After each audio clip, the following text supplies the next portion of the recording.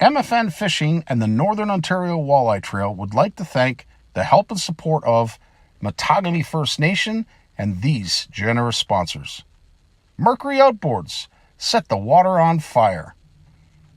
Princecraft Boats, built proudly here in Canada. JB Cycle and Marine, located here in Timmins. FXR.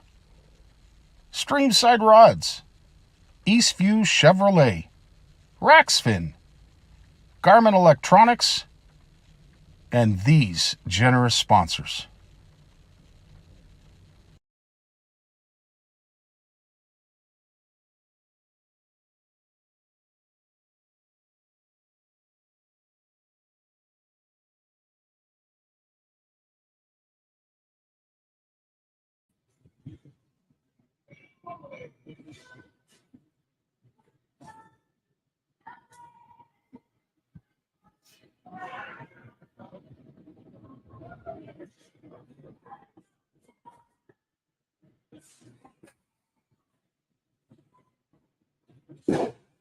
Well, good morning, Jess. How you doing?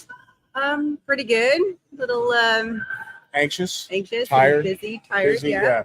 We don't have a lot of time because obviously fish will be coming in to get weighed very shortly. And as you can hear in the background, there's lots going on. This is the beautiful thing about what goes on with MFN Fishing and the NOWT is it's a community-based tournament where you bring people together. You had a pasta bar last night. You know, everybody sat around. I just love how you build community with all of your events. Are all events like this? Well, this year is actually like the first year that we actually brought in all the bouncy castles for the kids. We had climbing fun where we had rock wall,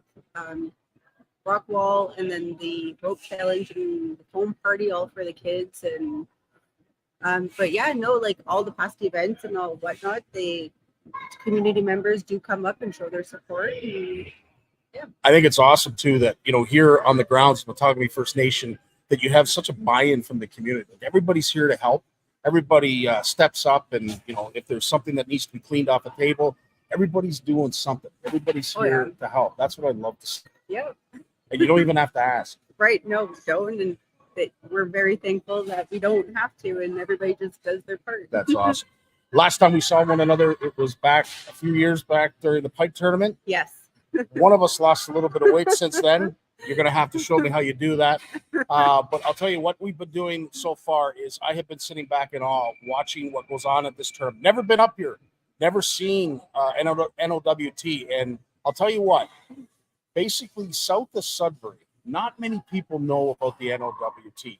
Right. But that's going to change this weekend. Oh, yes. And I really hope so. I hope we do get a lot more anglers from down south, and we strive to get more anglers from down south. And we've actually, I think last year was the first time we actually got more participants from Quebec, and yeah, all is welcome.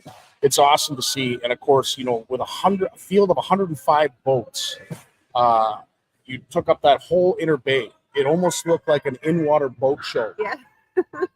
Yeah, so it's pretty neat. It was very cool. Obviously, day one blast off, we'll give you some highlights. You can walk us through it. This is the most anxious time as a tournament organizer, as people are showing up, maybe a little bit late, maybe not on time, maybe asking too many questions. All you need to do is read the fine print and you can figure it out. Yep. But walk us through day one. This has been really something in this. And of course, this lake is enormous. It is. Yeah. I believe I think it's 43 or 47 miles. So it's very, very big. Unbelievable. Well, as I said, no problems with folks trying to find their way to the ramp.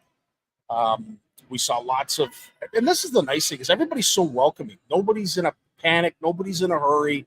Everybody gives people their space.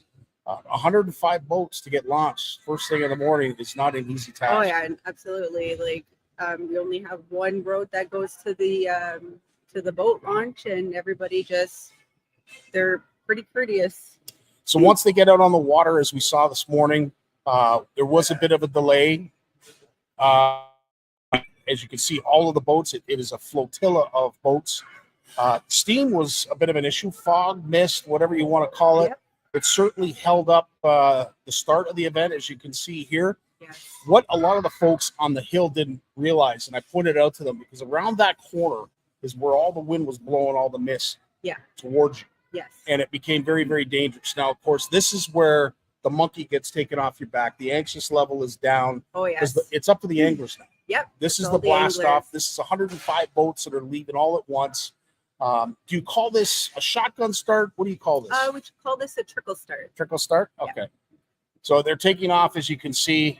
Everybody is minding their P's and Q's, extremely courteous. The winds were down, so I was able to get the drone out and take some really cool pictures. But tell us what's going through your head at this point when you see all the boats leave. It's very exciting. It's kind of like a relief.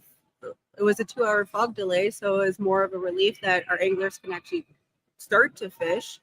But yeah, at this point, we are just excited to see everybody to go out, and it's awesome. It was cool to see, cool to be a part of. Once the last boat finally took off, we followed it out, and really at this stage, they've done what, 2 days of pre-fishing?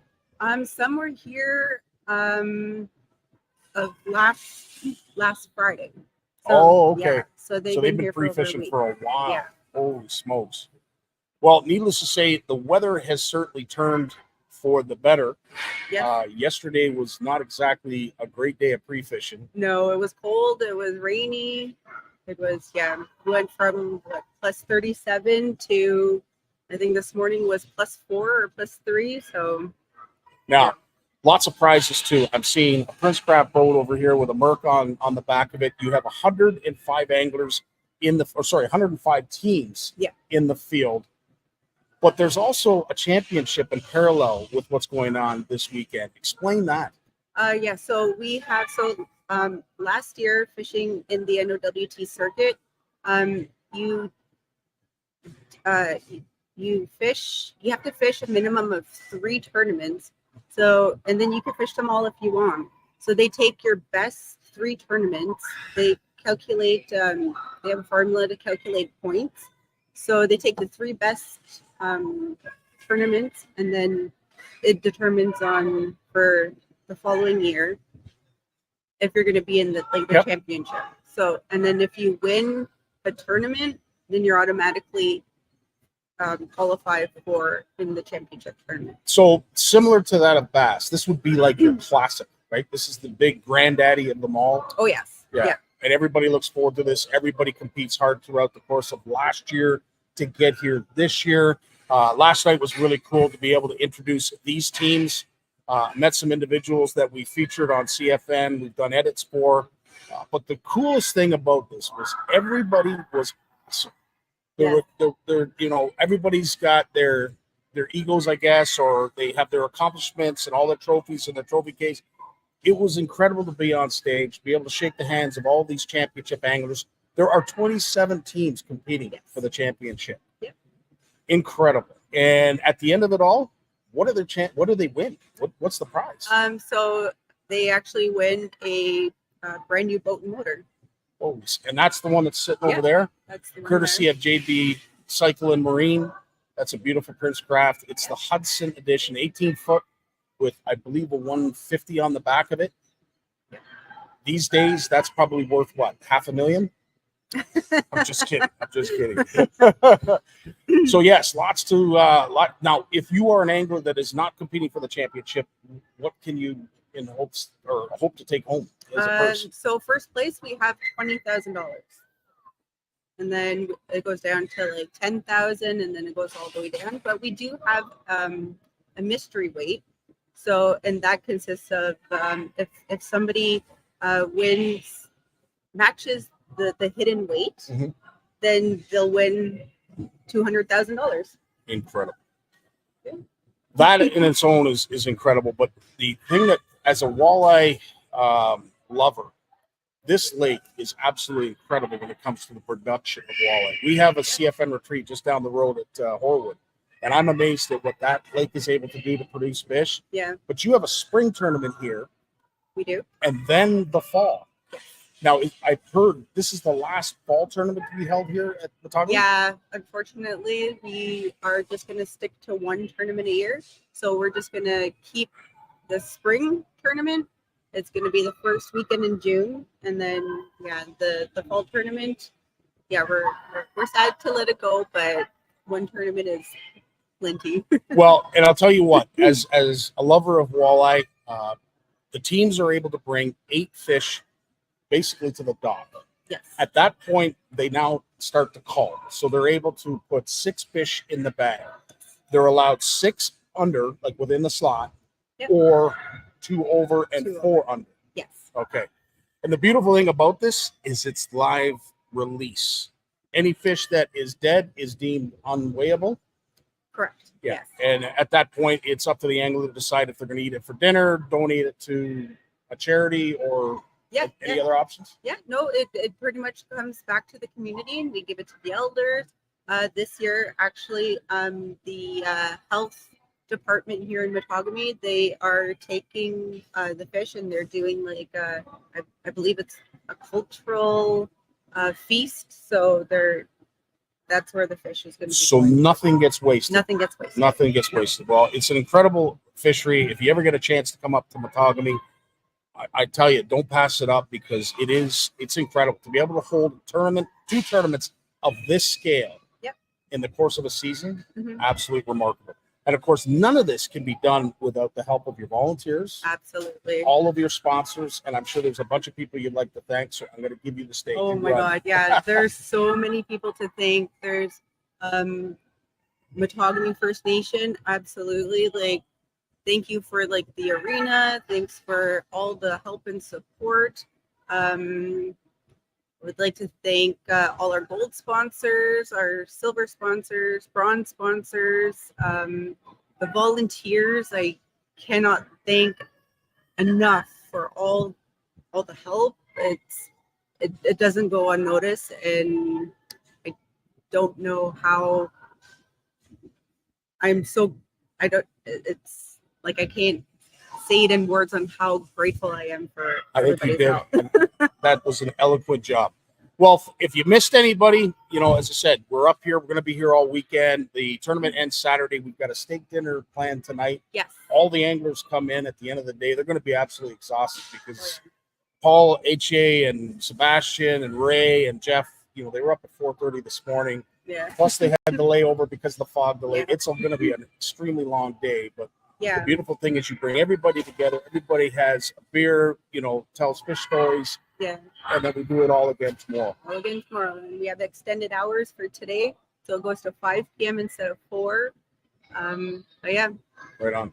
Well, let's get down to the weigh scale, and hopefully we can see some decent fish. Oh yeah, absolutely. In.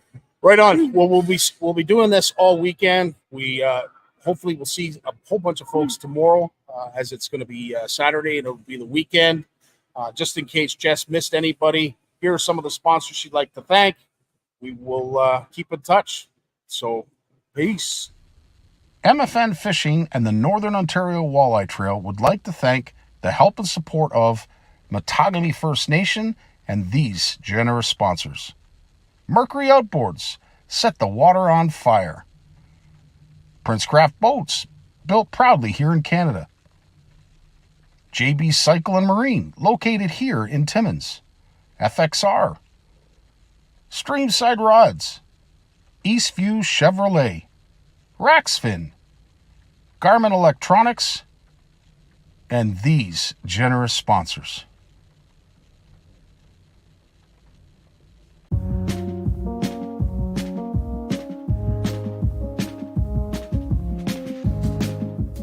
This has been an NOWT production.